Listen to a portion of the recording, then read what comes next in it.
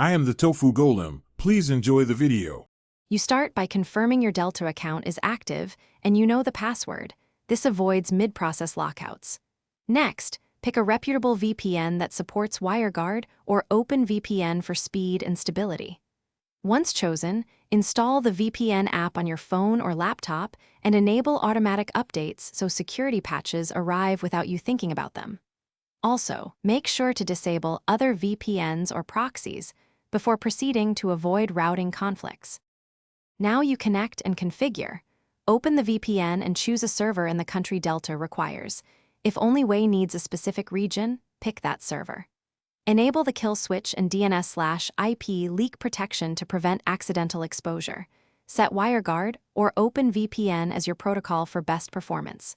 Once connected, clear your browser cache and cookies or open an incognito window so location headers refresh.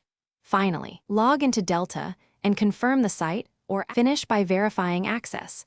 Load the Delta pages and perform the task you need. Book, stream, or update info, and watch for region-specific options. If you hit a block, switch to a nearby server in the same country, change protocol, or toggle the kill switch off briefly and retry. Make sure cookies are accepted for the session.